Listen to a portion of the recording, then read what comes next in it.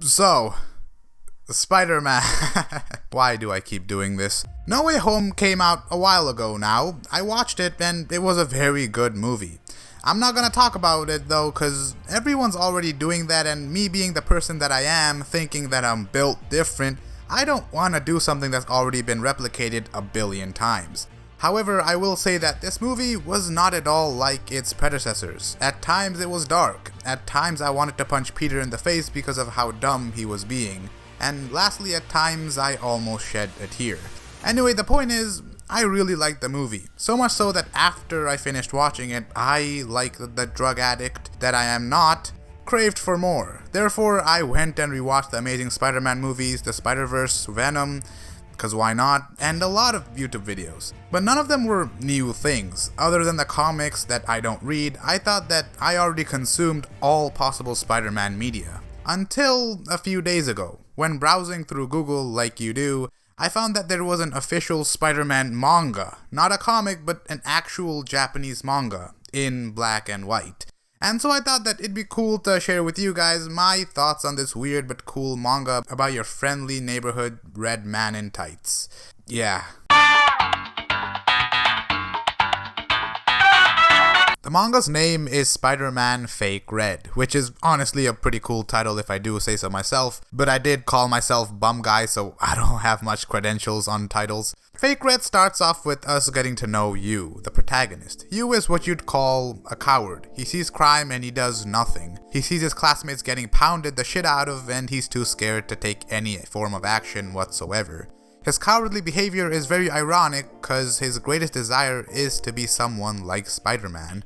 That's right, you might have thought this is just, the typical setup for you to become the one and only Spider-Man himself, but no, this manga is more similar to the Spider-Verse than the comics or live action. By that I mean that in Yu's universe there already exists a Spider-Man whom everyone adores and loves. However, for some reason, Spider-Man has gone missing, and one day Yu finds Spider-Man's suit in the back of an alley.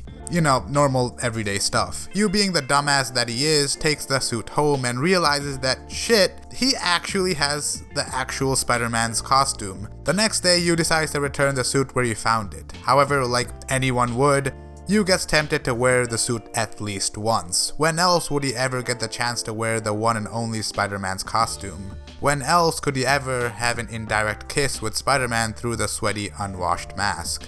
After he wore it though, Yu realized he fucked up. Right then and there, a crime had occurred.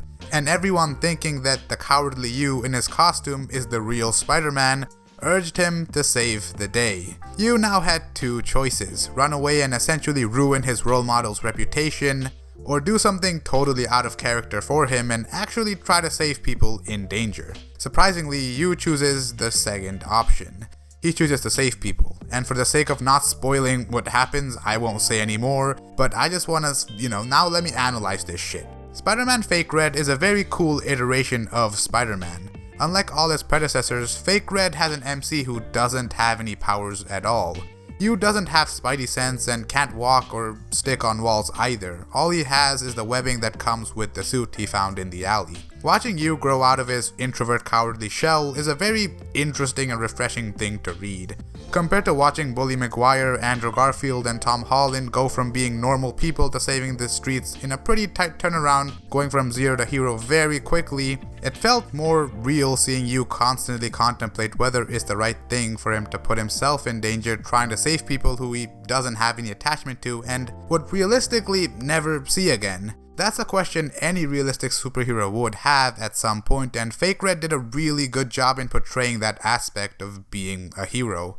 Also, watching Yu essentially try to be this superhero who has superpowers while just being this high school kid who's just kinda good at climbing and is still doing Algebra 1 is a very interesting thing. It was like Kick-Ass if anyone watched that movie where the MC kinda has to try to be a superhero while he doesn't have any powers and just is a normal kid, and that was a cool twist, if I do say so myself, in essentially a superhero manga. Having said everything I wanted to, unfortunately, the bad news is that Fake Red got cancelled pretty quickly into its serialization. Not because it was bad, but because not as many people even knew about it, including myself. I didn't even know until a few days ago.